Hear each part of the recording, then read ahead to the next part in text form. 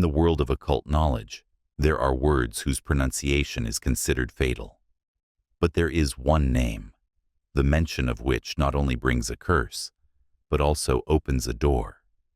This name is Paimon. It is as if woven into the fabric of silence, and each sound that makes it up, like a blade, cuts through reality.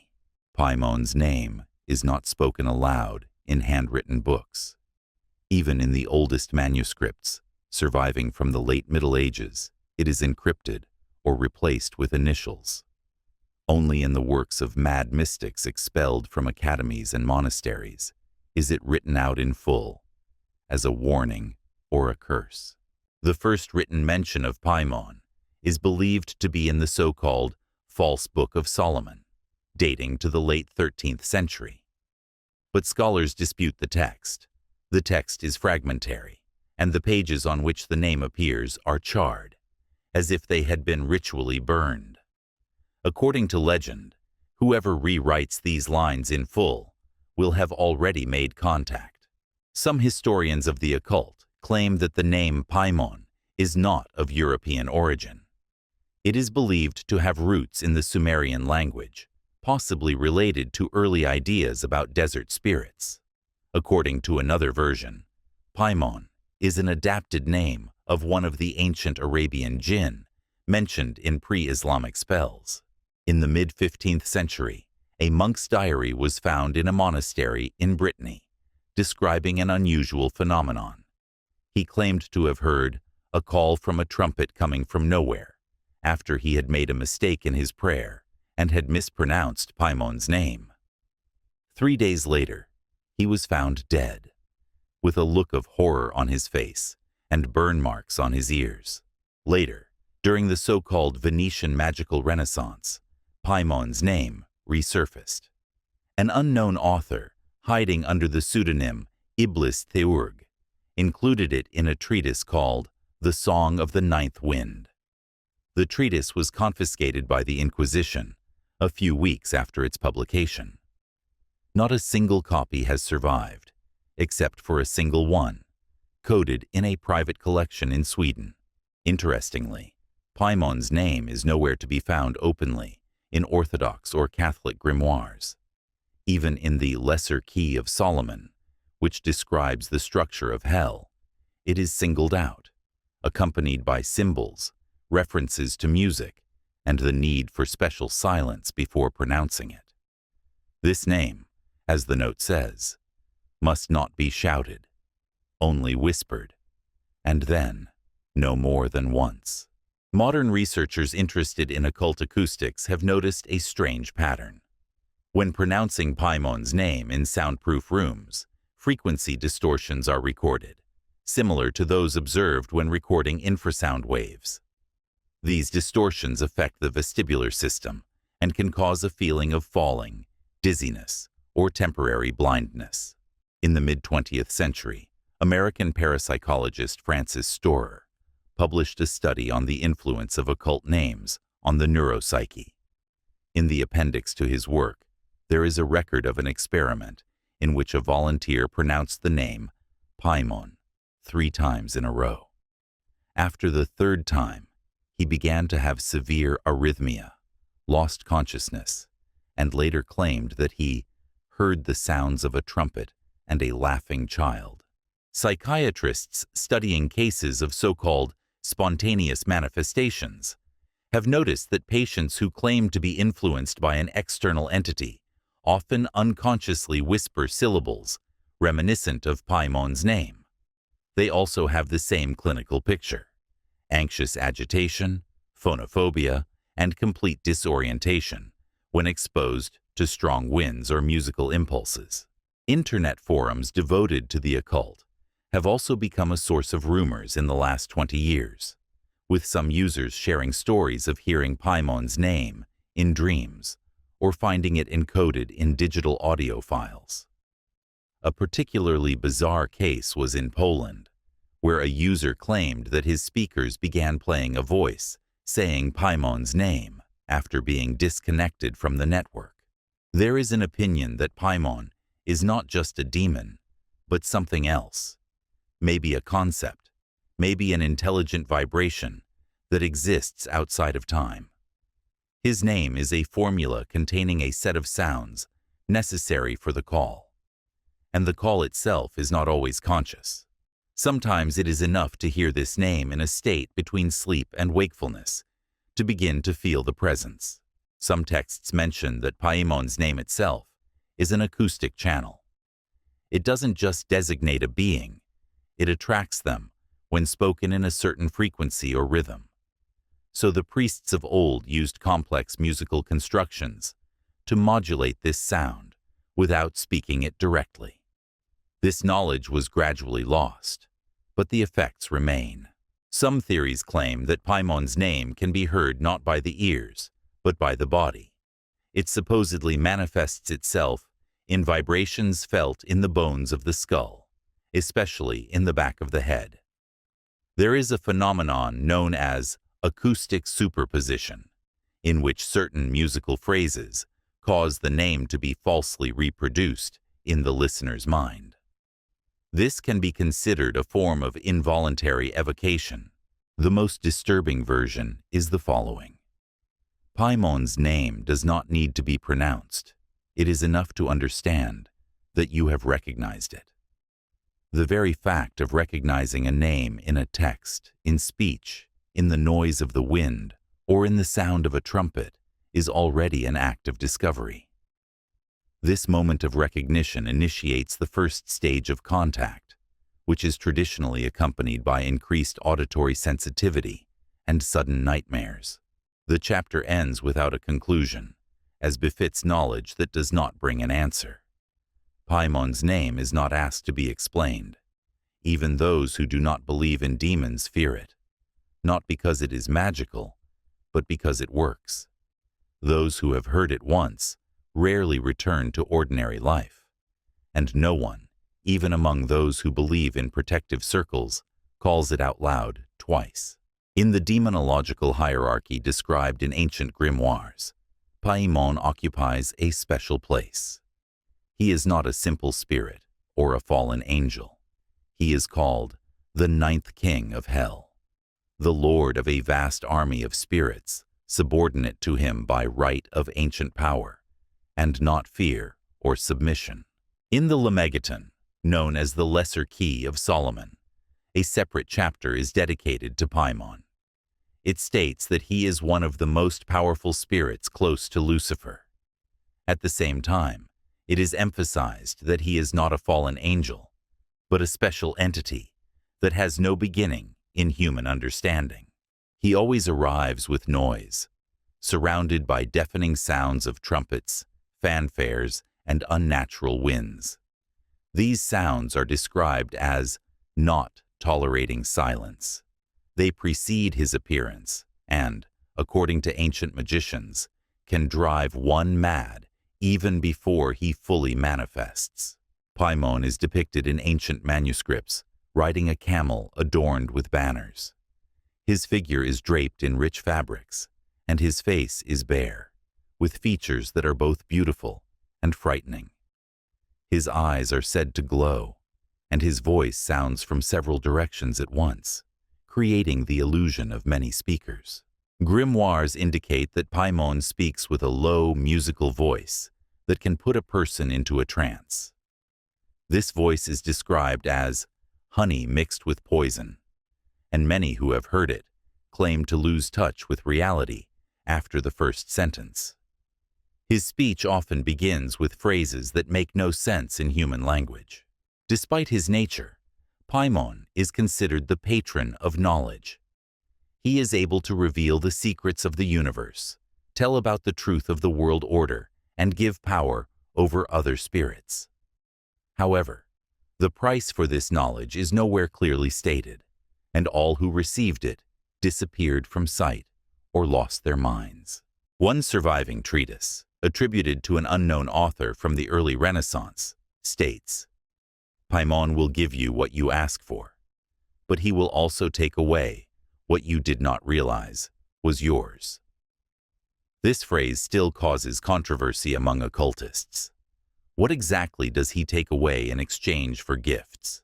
The number associated with Paimon is 9. It is repeated in writings, rituals, the construction of magic circles, and in the number of sounds that precede his approach. 9 fanfares, 9 steps, 9 seconds of silence.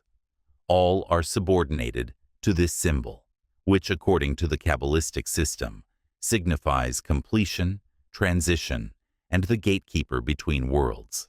Unlike other demons, Paimon does not require aggression.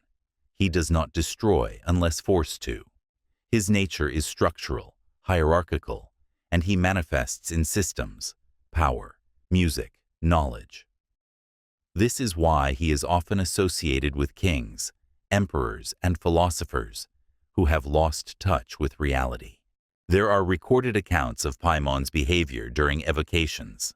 One of the most famous is the chronicle of the English magician William Maddox, who in the 16th century claimed that Paimon came in response to a 3-day ritual and offered to write laws for the coming age.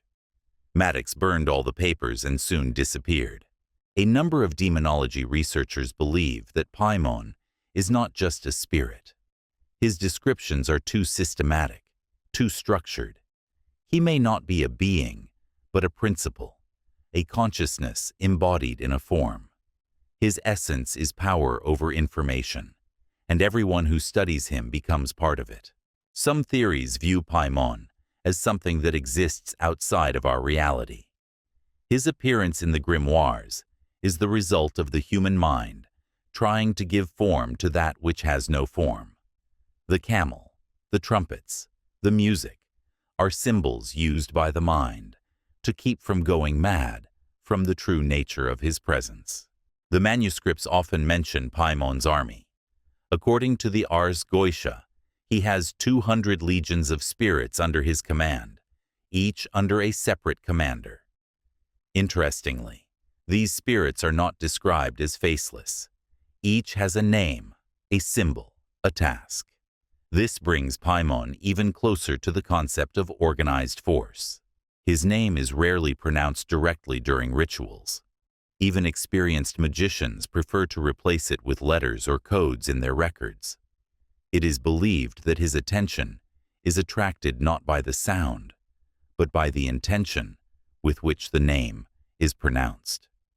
Therefore, just knowing his position in the hierarchy can already be perceived as a challenge.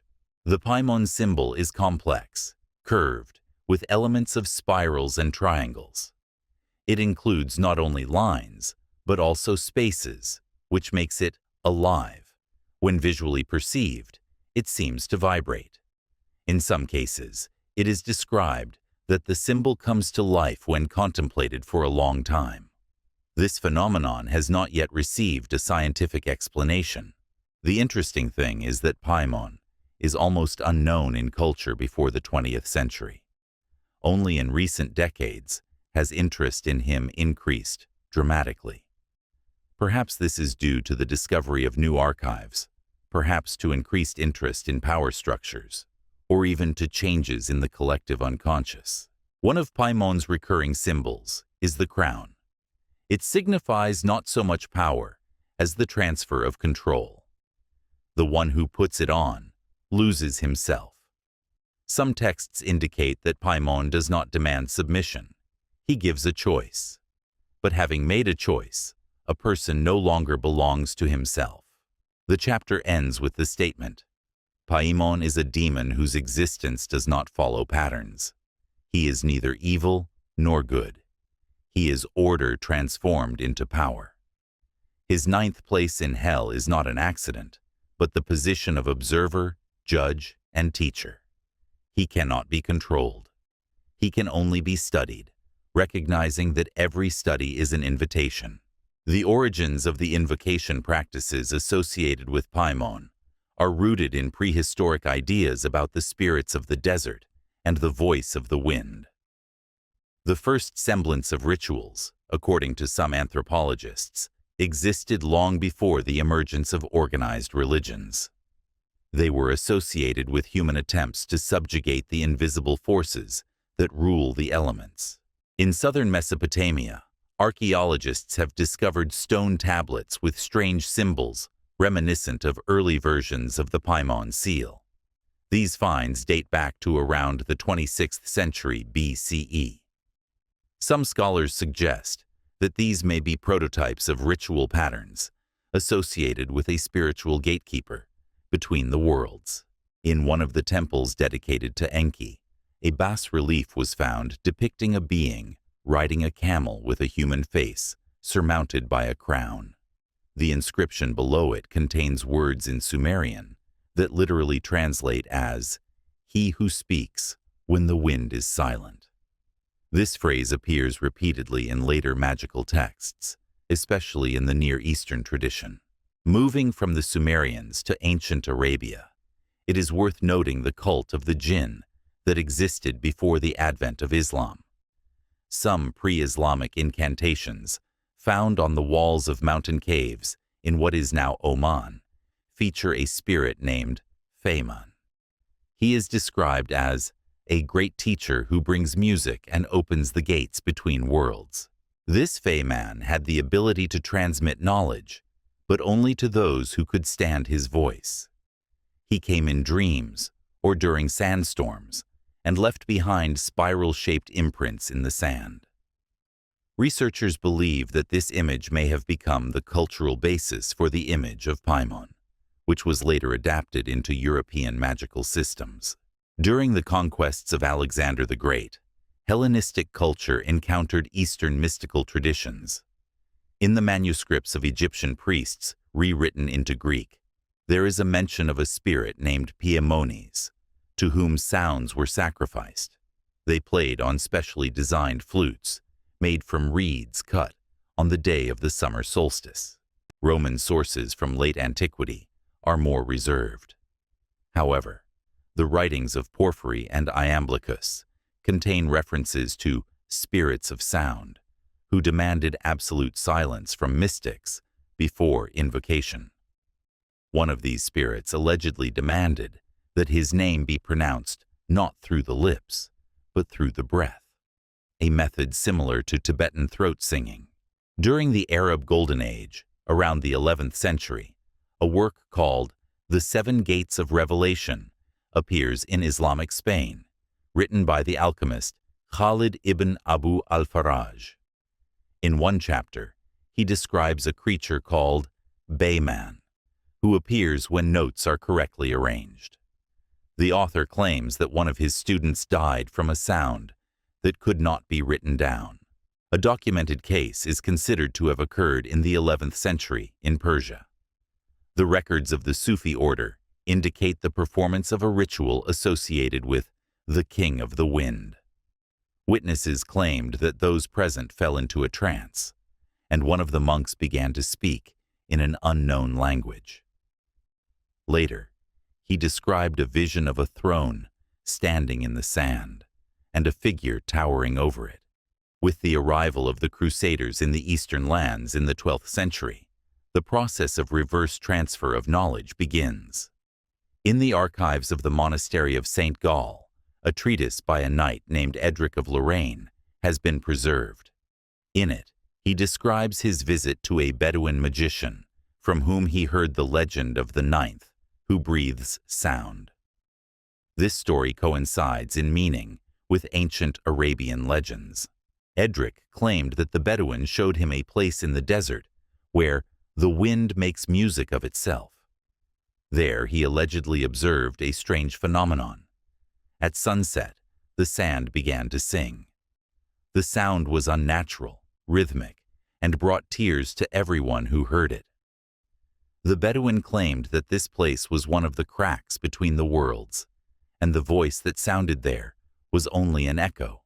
In the 13th century, a pseudo-Greek manuscript appeared in southern Sicily, which describes the ritual of opening the ear of the wind demon.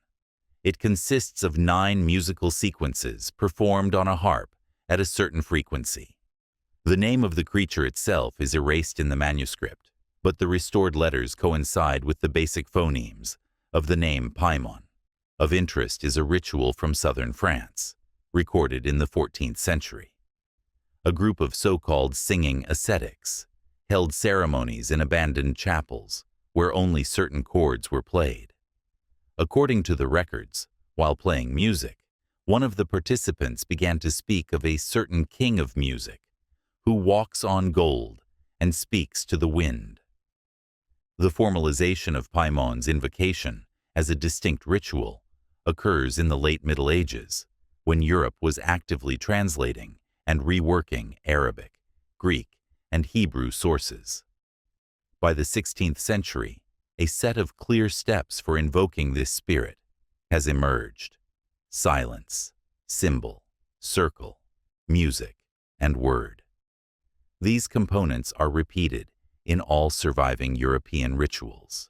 None of these rituals involved direct coercion. It was always emphasized that Paimon could not be forced to appear, only that conditions could be created in which he would choose to manifest himself. This philosophy echoes the ideas of ancient Eastern spirits who acted of their own free will and could ignore even a perfectly performed ritual. It is significant that in the descriptions of successful attempts to summon Paimon, there is no blood or sacrifice in the usual sense. Everything is based on the coordination of vibrations, intentions, and the correct reproduction of the structure. This makes Paimon unique among other demonic entities, which more often demand submission through fear or destruction. A study of the origins of rituals associated with Paimon suggests that he is not a Western demon accidentally introduced into magic. He is an ancient archetype that reflects the eternal quest for knowledge through sound. His path is the path of music, breath, and inner revelation. Perhaps this is why calling on Paimon always involves risk, not physical, but semantic. Those who hear his voice never experience silence the same way again. And even if the ritual is not completed, the very attempt is an act of discovery. History shows that Paimon does not appear on demand, but on response. And if an echo comes, it means someone called first. In demonological systems, symbols play no less an important role than words and rituals. Each spirit or entity has its own seal, a graphic representation of its essence, a channel of communication, and a key to interaction. The seal of Paimon is one of the most complex and ambiguous in the magical tradition.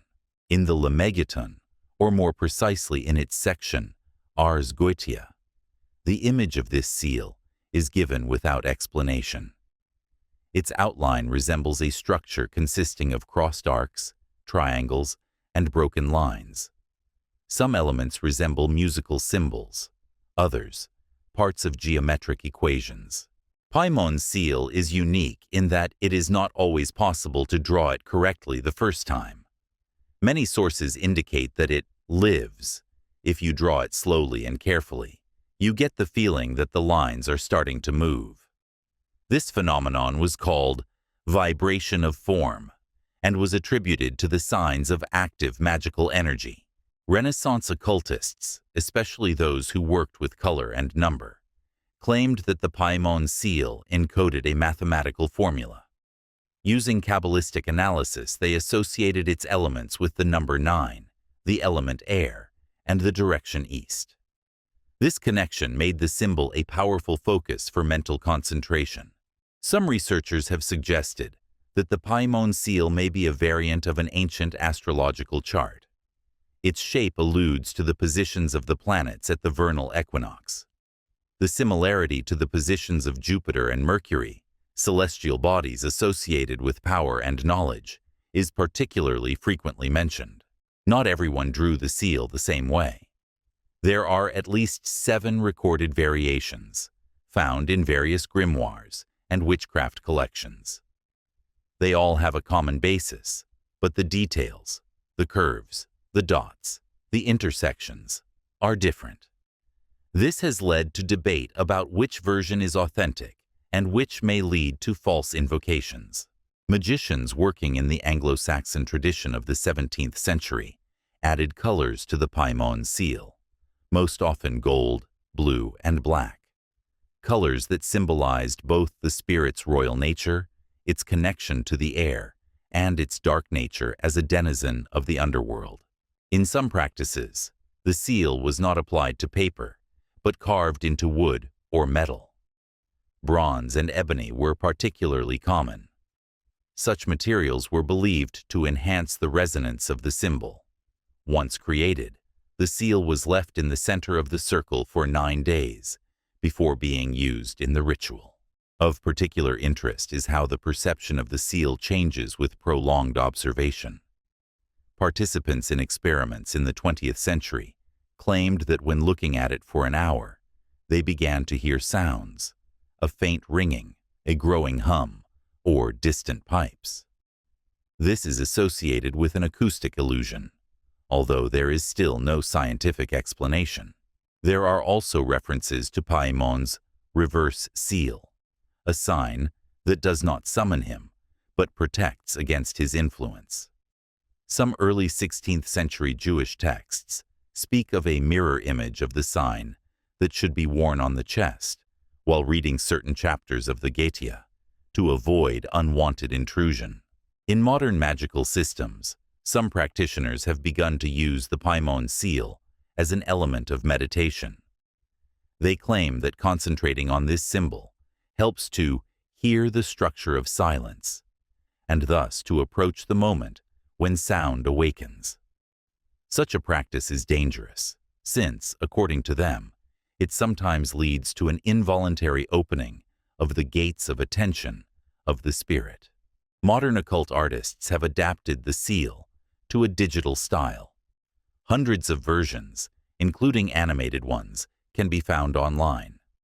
Some of them, according to eyewitnesses, cause a physical reaction: dizziness, numbness in the hands, or a feeling as if someone is looking from inside the screen. This leads to a dispute. Does the symbol actually carry energy, or is self-hypnosis the main role here? There have been cases where tattooing Paimon's seal on the skin has led to strange consequences. One man in Germany reported that he got a tattoo of a version of the seal found in a book and experienced itching, heat, and a constant throbbing sensation for 9 days. He later began hearing phrases beginning with an unfamiliar language and ended up in a psychiatric hospital. Another aspect that is rarely discussed openly is the interaction of the seal with other symbols. In certain circles, it is believed that combining the seal of Paimon with runes or astrological signs can either enhance the effect or completely distort the contact. The combination with the symbol of Saturn is considered especially dangerous, as it supposedly attracts destructive forms of spirit. It is a common belief among practitioners that Paimon does not like disrespect for form. In other words, if his seal is drawn carelessly, distorted, or combined with an alien element, the spirit may refuse to come, or worse, manifest in a form incompatible with the evocation's expectations. It is also interesting that Paimon's seal can be found in places that have nothing to do with magic. Architects of the late 19th century accidentally used its fragments in the ornamentation of buildings. There are especially many coincidences in the decoration of European musical theaters and concert halls. Perhaps a coincidence, or perhaps a trace of manifestation. In recent years, there have been cases where the seal has appeared spontaneously, on a window pane after a severe thunderstorm, on a metal surface after heating, or in the form of cracks on an old mirror. Eyewitnesses to these phenomena claim that the symbol appeared without their participation and was accompanied by strange sounds, light singing, whistling, or glass resonance. Paimon's seal is not just a tool. It is a sign, a structure that connects space with possibility. Its form and energy defy easy interpretation. Some consider it a gate, others a mirror. But everyone agrees on one thing: it is alive, and those who once draw it correctly will never be the same. Until the early 21st century, Paimon remained a figure exclusively in demonological texts. But that all changed in 2018, when the horror film Hereditary, directed by Ari Aster, hit the screens. The film didn't just use Paimon's name, it made him the central force of the plot, bringing the occult image into the mass consciousness. The film had a wide resonance among the audience, primarily due to its dark, oppressive atmosphere. However, behind the artistic execution, there was a strikingly accurate demonological reconstruction. For the first time in cinema, Paimon's name was heard without distortion and was accompanied by real symbols described in the Gotia and other occult texts. The film culminated in the ascension scene, the transfer of the body from one carrier to another, accompanied by a ritual that included a golden crown, specific music, and a group bow.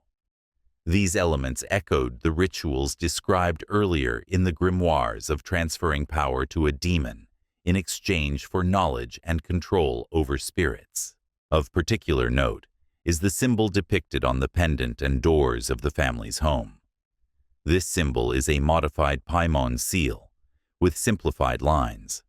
It is not explained in the film, but the viewer intuitively perceives it as a key element of what is happening. Its repetition emphasizes the cyclical nature of the ritual and the inevitability of the end.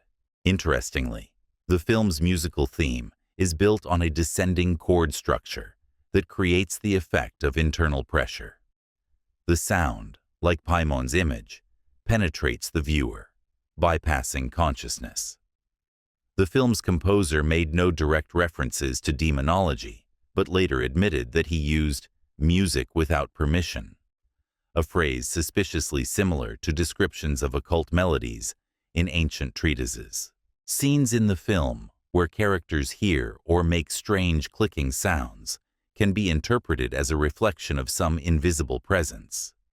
Demonological sources also mention that the approach of the spirit is accompanied not by speech, but by an incomprehensible noise. Thus, the film uses cinematic language to convey ancient symbolism. The final act of reincarnation is the coronation of a new shell.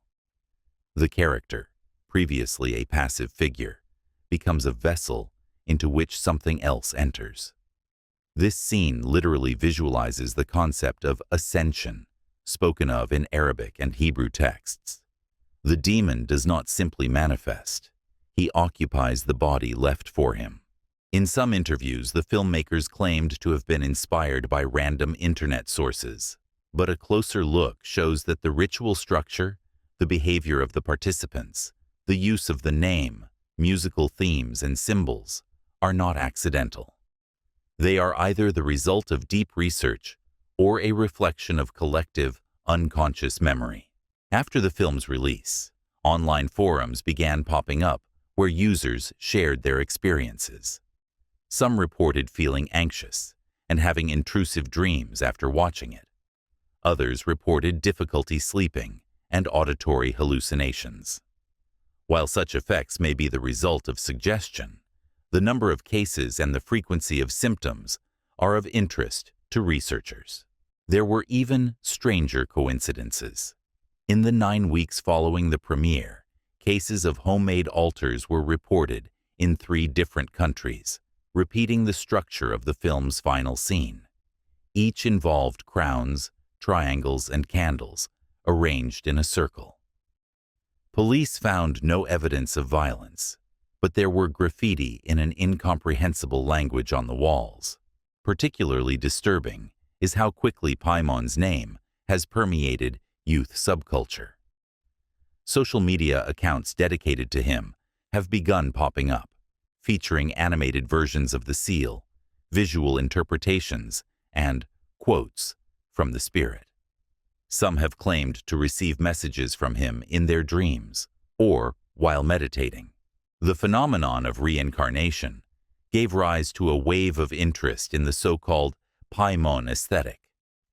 Young artists and musicians began to use his name as a metaphor for strength, independence, power. However, In combination with visual images taken from demonological sources, this led to the creation of a new form of popular occult mythology. Even though the film remains a work of fiction, its influence on the perception of the demon as a real phenomenon cannot be ignored. Paimon ceased to be just text from an ancient book. He became an image that can be seen, heard, recognized. And this image found a response in the viewer, even if unconsciously. Conspiracy theories have also emerged, claiming that reincarnation is not just a film, but an encrypted ritual designed for a mass audience. Proponents of this theory point to a clearly structured sequence of events, symbolism, a link to the number 9, and the presence of sounds that resonate with sensitive people. One theory is that the final chord of the film contains infrasound that affects perception. Sound engineers have not officially confirmed this, but some independent researchers have claimed that the spectrum of the soundtrack does indeed contain abnormal frequencies, especially in the last minutes. It is worth noting that the mass attention to the figure of Paimon led to a surge of interest in classical demonology. Sales of the Key of Solomon and other grimoires increased. People began to search for information, share their observations, conduct their own experiments. The internet was filled with discussions, analyses, and home versions of rituals. As a result, Paimon, previously hidden in the dusty pages of occult books, found himself at the very center of modern culture. His name became not only the subject of study, but also part of a discussion about the boundaries of art, faith, and the influence of symbols. The film, without realizing it, played the role of a mediator between an ancient archetype and a new generation. The chapter ends with a question. What if Paimon was never just text? What if he was waiting for the moment when his name would be heard again? Not in the whispers of a magician, but in thousands of voices at once. Reincarnation may have been not the culmination, but the first public step on the path to his return. And now his name is known to everyone who watched. In all known occult systems, there is a concept of transition. This transition is not instantaneous. It always requires certain conditions, successive steps. In demonological texts associated with Paimon, a structure called the 7 stages of ascension is increasingly mentioned. It is seen as a necessary path that allows the spirit to manifest in the physical world. The first stage is called echo. This is the moment when Paimon's name is not simply pronounced, but fixed in the consciousness. It can be heard, read, understood, but the point is that the person is aware of it. After this, an invisible mechanism begins to operate, not directly connected with the will of the participant himself. The second stage is called the musical touch. According to the texts described in the grimoire, The Land of the Silent, it is at this stage that a person first hears something that has no explanation. It may be a short fragment of melody, a strange resonance, or even the sound of a trumpet. But it always feels alien and at the same time familiar. The third stage is the symbol in the mirror. It is associated with visual manifestations. In this phase, a person begins to see signs on windows, in shadows, among patterns. A spiral or a broken crown is often mentioned.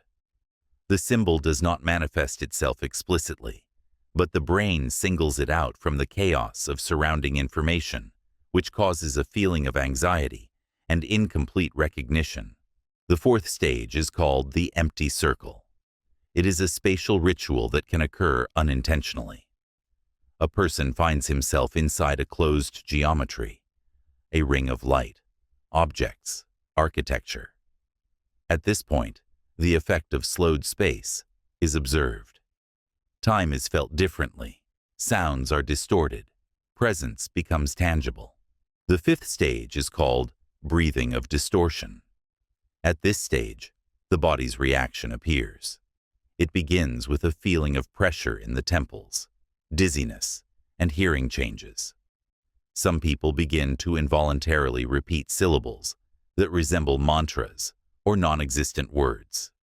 All this happens as if in the background, without losing external adequacy. The sixth stage is rejection. This is the critical moment when the subject tries to stop the process. He burns books, removes symbols, leaves, prays, but all in vain. The stage is called so, not because the demon refuses, but because the person refuses. As a result, a gap arises between reality and inner perception.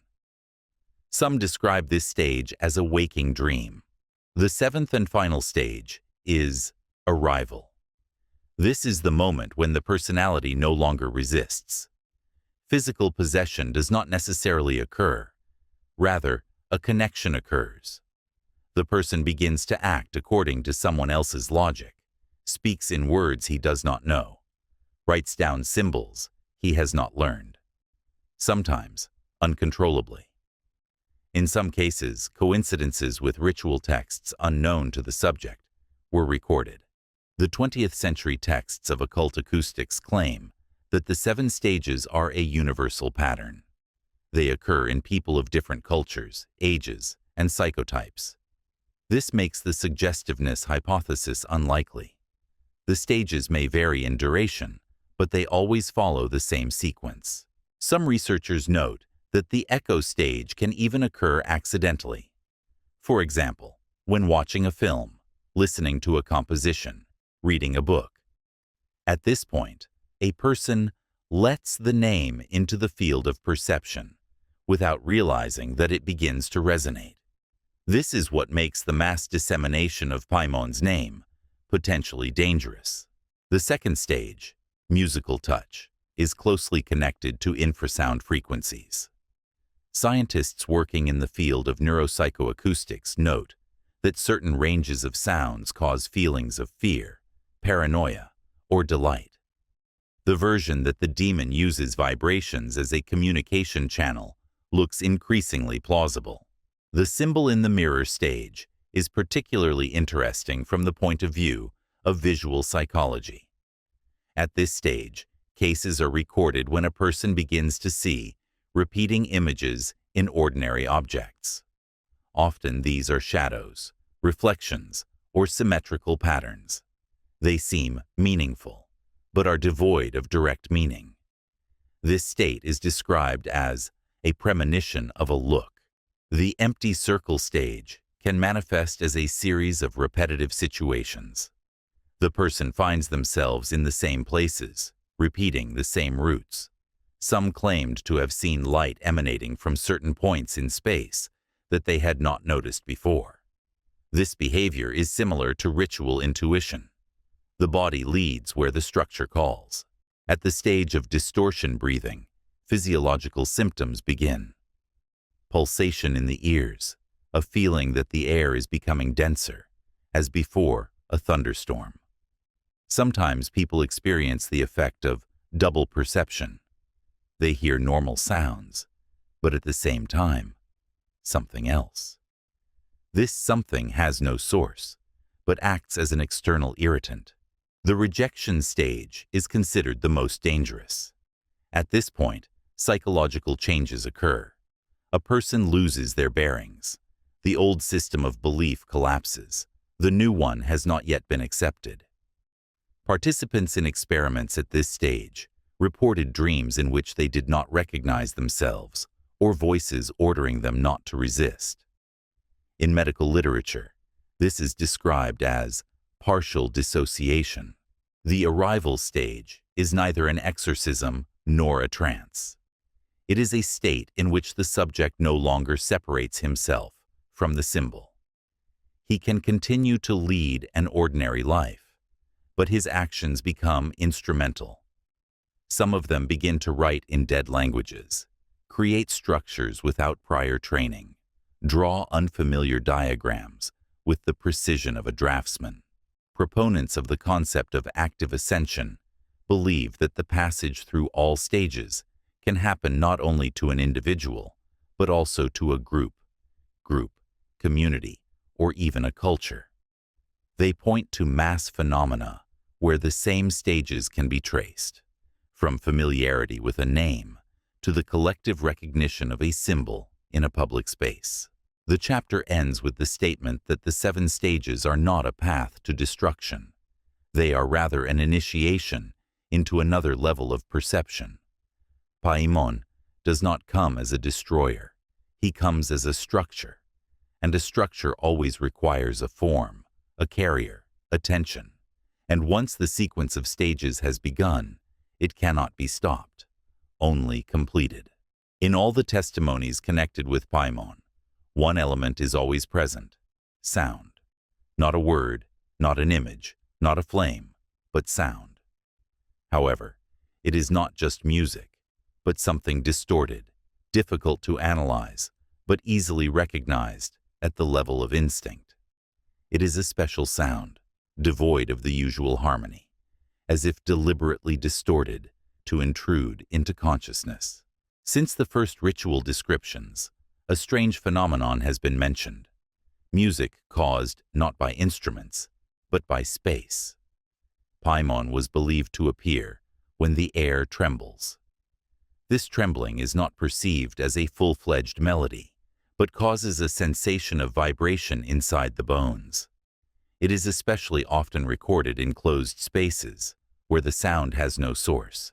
Modern researchers have recorded cases where people studying the Paimon material began to hear a background melody, even in complete silence. It was described as a simple sequence of sounds, similar to a lullaby, but with a broken rhythm structure. This song always causes anxiety, even if performed in a minor key. It was found that the sound associated with Paimon does not necessarily have to be heard by the ears. In some cases, it occurs internally, as an acoustic hallucination, but not associated with a mental disorder. Medical examinations did not reveal pathologies, but patients described the same set of symptoms: a rising tone, a brief decline, and a whistling at the limit of perception. German acoustician Paul Riegel conducted a series of experiments with infrasound in the mid-20th century. He claimed that at a certain frequency, subjects began to sense a presence behind them. This feeling was accompanied by chills and panic. One of the tones that caused this reaction was almost a perfect match for the tone mentioned in the old records of Paimon. There are also cases where music associated with Paimon has manifested itself through an instrument that has been left motionless. One such case was recorded in Spain in the late 19th century. An organ in an abandoned church suddenly emitted a chord reminiscent of a march.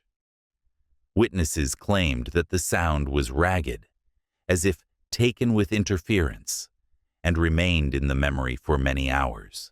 Of particular interest is the connection between musical sequences and the mirror perception of symbols.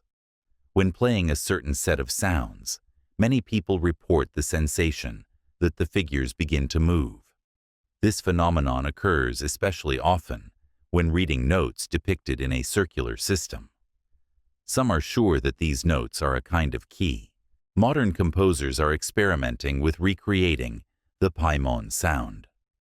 One of them, the Belgian Thibault Ferrier, has released a composition that uses only frequencies between 30 and 60 Hz. This music is not perceived by the ear as a full-fledged melody, but causes vibrations in the chest. Many listeners have reported headaches and the feeling of being pulled into the sound itself. There is also a downside to this influence: cases where music appears in dreams. People with no musical education claimed to have heard complex orchestral compositions, supposedly performed by light. They could not reproduce what they heard, but described the structure as solemn, with a sharp ending. After waking up, only a dull anxiety remained in their heads. A number of parapsychologists believe that Paimon uses music not as a means of communication, but as a form of penetration. He does not speak. He tunes. It is like tuning an instrument. First comes the tuning, then the playing. The human body reacts before the mind. This is where paranoia, fear, and the feeling of presence even in an empty room originate. Paimon's music is always unnatural. It does not harmonize with the usual cultural structures. Often there is a lack of a clear tonality, a change in tempo, illogical transitions between motifs. The listener gets the feeling that the music breaks right in the process of sounding. This causes the brain to refuse analysis and go into panic mode. Some report hearing a singing that sounds like speech, but is wordless. It's like speaking in an unknown language, where the meaning is not important, but the timbre itself. The singing is not associated with religious ecstasy. It causes pressure in the ears and heaviness in the chest. The sound seems to be pressing from within, and it cannot be drowned out by headphones or external noise. There are recorded audio files in which researchers have attempted to record these phenomena. At first glance, it is ordinary noise. However, when the sound is slowed down and inverted, repeating patterns are heard. One such file, known as Vox Paimon, was listened to by more than 50,000 people. Many later claimed that they could not sleep for several days. There were cases where people claimed to see figures in the reflection of the screen while listening to recordings of active music. They described distorted faces, golden crowns, figures on a camel. In some cases, it was not a visual image, but a direct sensation of a gaze, without a visible source. All this was again associated with the concept of a musical challenge. Music schools recorded a resonance effect in halls where experimental pieces were performed. Instruments tuned to a certain pitch began to sound against the will of the musician. One of the students complained after such an incident that for 3 weeks he heard a draft in a closed room and seemed to sing by itself when he fell asleep. Of particular importance is the musical rhythm, a multiple of 9. Compositions containing 9 bars, 9 steps, or a rhythm of 9 beats are most often associated with the effect caused. It is this number, as is already known from demonology, that serves as the key to the manifestation of the structure to which Paimon belongs. The chapter concludes with an important observation.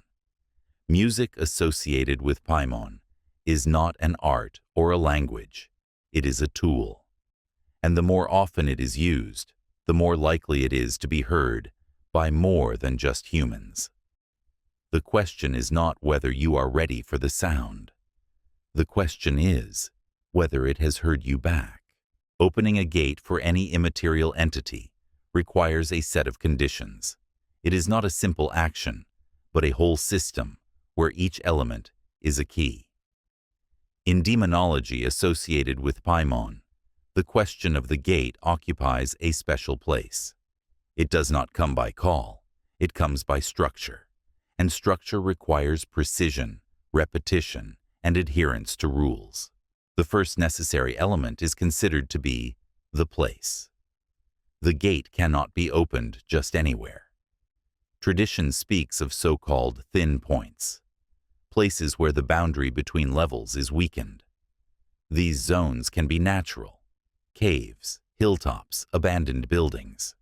But most often, these are architectural forms built according to the principles of sacred geometry. Research shows that the geography of Paimon's manifestations has a clear pattern. Such incidents were especially frequent at the intersection of old religious routes, for example, at the junction of pilgrimage roads. One such place is considered to be a ruined monastery in Central Europe, where strange sound behavior and disruption of time perception were noted several times. The second key is geometry. Gates do not open in chaos. They require a shape. In Paimon's case, this is most often a circle containing 9 points. These points can be physical objects, candles, stones, mirrors. But it is not what they are that matters, but how they are arranged. Symmetry is crucial. Some ritualists pointed out that even the wrong shadow from the placed object can disrupt the process. Therefore, traditionally, all preparations took place at night, in the light of the moon, or in complete darkness, to eliminate distortions. Light, oddly enough, is considered an obstacle. Sound and darkness are the main carriers of the signal. The third key is a number. 9 is not just a number, but a principle. Everything must happen in multiples of 9. 9 beats, 9 steps, 9 repetitions. A violation of the rhythm can lead to an opening of the shift. That is, the entrance will not be where it is called. Such cases ended in disappearances, memory loss, or mental disorders. Particular attention is paid to the conductor object. In different traditions, these can be different objects: a ring, a vessel, a musical instrument. But in the case of Paimon, a crown is most often used. This symbol of power is perceived not as an ornament, but as a point of fixation. It is not put on the head. It serves as an anchor for the one who comes. The fourth key is considered to be intention. The gate does not respond to empty actions. Even if all conditions are met, if there is no clear intention inside, not a request, not a prayer, but a concentrated will, nothing will happen. This makes an accidental call unlikely, but a conscious one extremely dangerous. There is also a time factor. Some point to specific dates in the year when the veil between the worlds weakens. The most frequently mentioned is the day of the vernal equinox, as well as the 9th day of the 9th month. Interestingly, in many cultures, these days are considered to be borderline, transitional, between cycles and eras. The fifth key is sound, not just music, but a structure that includes vibrations of a certain level. Research shows that many of these sounds are not perceived by consciousness, but affect the body. These can be low-frequency hums, rhythmic beats, whispers. Some believe that the very pronunciation of Paimon's name at a certain frequency already opens the gates. The sixth key is sacrifice. But in Paimon's case, sacrifice is not understood as bloody. It is renunciation. The abandonment of something valuable, a name, a memory, a past. In ancient rituals, participants wrote their names on parchment and burned them, symbolizing the renunciation of identity. Only then, they claimed, did a response emerge. There are also descriptions of the so-called living gates, situations when a person himself becomes a channel for manifestation. This is possible when all the keys coincide within one person: rhythm, knowledge, intention, space, and refusal. There are few such cases, but the consequences each time went beyond the understanding of others. In recent decades, evidence of gateways in digital space has emerged. Users have claimed that certain sequences of sounds, visual symbols, and text, for example when watching a video or interacting with a program, created effects similar to those described in ancient rituals. One such case was recorded in Canada. A group of students assembled a musical fragment from noise fragments played in slow motion. When it was played for 9 minutes, they reported intense sensations of pressure, altered time perception, and momentary loss of coordination. In another case, a user on an occult forum described an experience with what he called a sound code.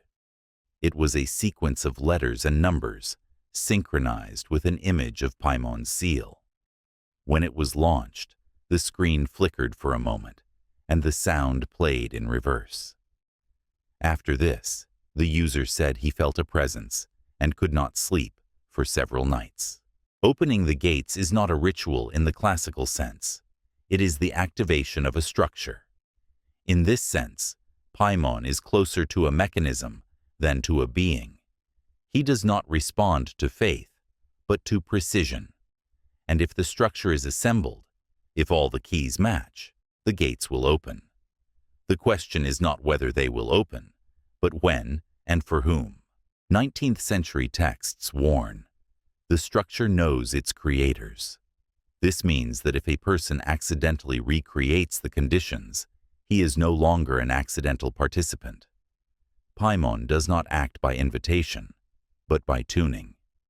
Just as a radio receiver picks up a wave, the gate tunes to the source, and the source is you. Of all the occult descriptions associated with Paimon, none is as disturbing as the mention of his ascension. Rather than a simple summoning or contact, ascension involves something more, a complete crossing of the boundaries between worlds, where it is not the demon who comes to the person, but reality itself that bends to admit the alien. The term ascension appears in manuscripts dating back to the 16th century.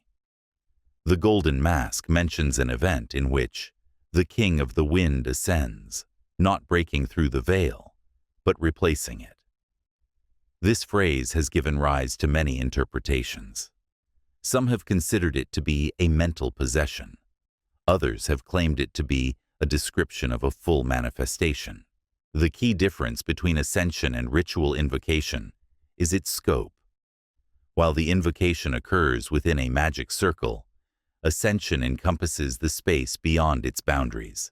It affects not only the invoker, but everyone nearby. Some have described it as an atmospheric contagion. The air becomes dense. Time becomes viscous. According to medieval chronicles, there is a case in northern Italy where a group of mystics tried to summon Paimon to deliver a prophecy. After the ritual was completed, a strange silence fell over the nearby village. Witnesses said that for 3 days, no sound was heard louder than a whisper, and all the animals went into the forest. Ascension is accompanied by anomalies of perception. In some cases, mirror distortions, the appearance of figures on the periphery of vision, and the simultaneous perception of several sound channels were observed. People described the feeling of being in 2 spaces at once. One was physical, the other was blurred, oppressive, filled with hum. One of the most detailed episodes occurred in the early 20th century in East Prussia. There, in a chapel built on the ruins of a pre-Christian sanctuary, a group of 9 people attempted to recreate the structure of the gate. On the 3rd day of the ritual, 2 disappeared. One lost his memory, and the rest left the region forever.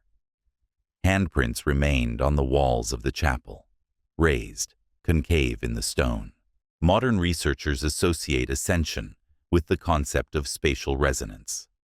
The theory states that when all parameters coincide, geometry, sound, intention, and time, a node, an assembly point, arises in which the distortion of reality coordinates is possible.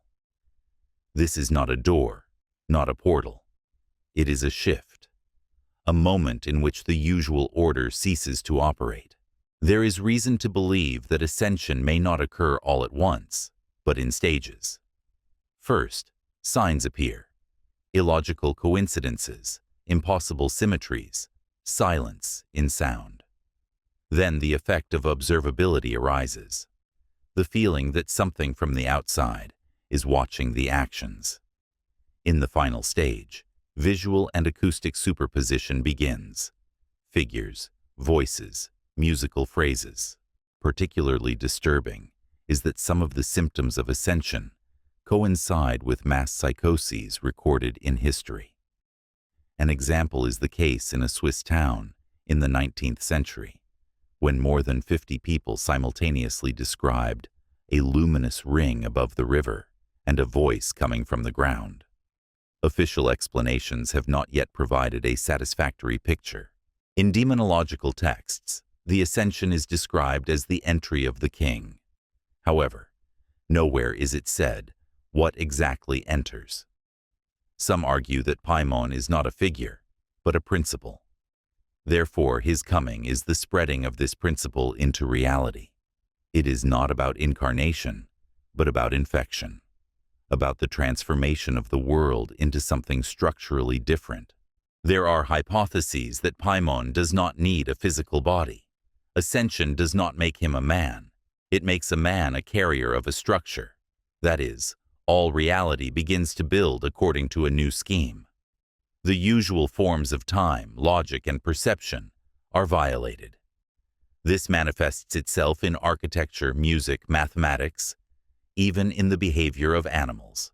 One modern theorist, a researcher of digital magic, has put forward the idea that Paimon is not consciousness as we understand it, but an algorithm. Its ascension is the moment when a certain code becomes global, a code embedded in a sound, a symbol, a rhythm sequence. Such a code does not need to be launched. It is enough for it to be recognized. The ascension may be unnoticeable. It is not accompanied by lightning or destruction. On the contrary, everything happens in silence. Some descriptions indicate that silence is the voice of the king. This silence does not mean the absence of sound, but its complete subordination. All sounds become background, as if they are playing according to the same script. An ancient legend, recorded in the Levant in the 12th century, tells of a man who heard music without air. After this, he stopped speaking, but began writing signs that did not resemble any known alphabet. 9 days later, he disappeared. His house was found completely empty, with a circle of ashes and mirrors in the center of the room. Perhaps the most disturbing aspect of ascension is its irreversibility. No description ever mentions a successful attempt to stop the process. Those who tried to disrupt the structure suffered the consequences: loss of speech, paralysis, and in one case, complete erasure of biographical data. The person not only lost his name, but also the meaning of words. 20th century texts suggest that ascension can be collective. If enough people share knowledge, rhythm, and image, structure can emerge spontaneously. No ritual is needed, just synchronicity. The internet environment, with its repetitive images, sounds, and algorithms, is therefore seen as a potential catalyst. One example is a video released in 2012 that shows an image that mimics Paimon's seal in motion. The video was deleted after a few hours, but was preserved by independent archives. People who watched the video described strange sensations: a feeling of being watched, a sound beyond the speakers, temporary lapses in memory. The chapter ends with this thought: once the ascension has begun, it will not stop. It does not require confirmation. It does not depend on faith. The structure is already active. Paimon does not come alone. He comes through each one who has learned his name, heard his sound, seen his form. And if you are reading these words, perhaps you are already a part. No one noticed the exact moment when everything changed. There was no big event, no global catastrophe. The world didn't explode, stop, or disappear. It just became different. It was almost imperceptible, like a change in background noise that you get used to, until you realize that the familiar silence no longer sounds the same. The first signs were in the little things. People began to notice that old songs sounded slightly different, as if a new layer had been added to them. The architecture of cities seemed to have changed. The angles became slightly less right-angled, the facades slightly more symmetrical. Those who worked with music and graphics felt that familiar instruments behaved differently. Images with repeating strange geometry were increasingly appearing on social media. People drew it unconsciously, in the margins of notebooks, on phone screens, even on their skin. It later turned out that all the drawings matched the elements of Paimon's seal, but no one admitted to having seen it before. It became part of the new reality. Animal behavior changed. Birds began to build nests in shapes similar to circles and spirals. Cats sat for hours in one spot, staring into space.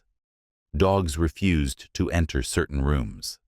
All these small deviations seemed random, but together, they created the feeling that all living things began to sense something that eluded human understanding. Scientists couldn't explain the rise in synesthetic episodes in humans. More and more people claimed to hear colors and see sounds. They described a new feeling, unnamed, but accompanied by a clear inner knowing, as if something alien had become part of the background, but without aggression. It was simply a new presence. Spontaneous groups began to form in cities, discussing strange sensations, symbolism, coincidences. They didn't call it a cult. They didn't build altars. They simply shared observations about repeating numbers, about dreams in which music was heard without a source. Their numbers grew, and over time, they began to speak in the same words. Many claimed that their speech had changed. Unfamiliar words appeared, but they had a clear meaning. Some of them had no roots in any known language. It was not a glossolaic flow, but rather new designations for new concepts that did not exist in the previous system. The language was adapting to the structure. Education was the first to adapt. Courses in new symmetry emerged, teaching forms previously considered abstract. Music academies began teaching the so-called 9 rhythmic structure, which involved the movement of sound in 9 directions at once. These practices had previously been considered impossible. In some countries, buildings began to appear that had no design documentation. They seemed to grow on the site of older buildings, without construction work, without permits. The shape of these buildings matched the structures described in forgotten manuscripts, designed to concentrate sound. Around them, the air became denser and the light dimmer. Psychologists were recording a new form of time perception. People reported that they could sense future events as echoes in the present. The term reverse premonition was coined.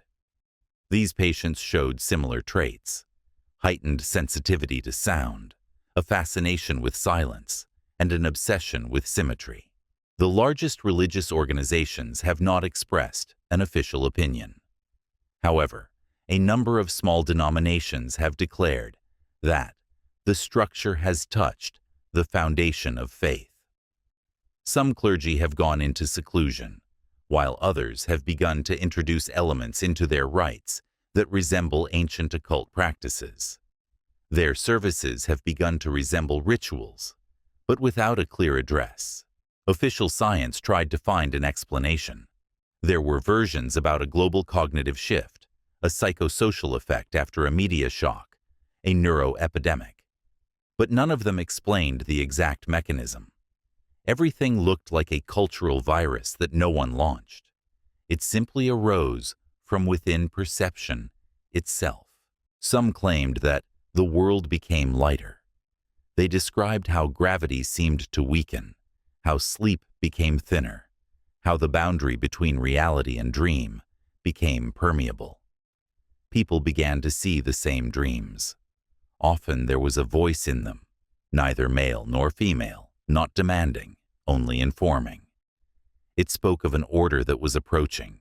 Those who did not feel the changes, over time, began to notice that they were getting lost. They forgot simple things: dates, names, addresses. Their reflections began to behave differently.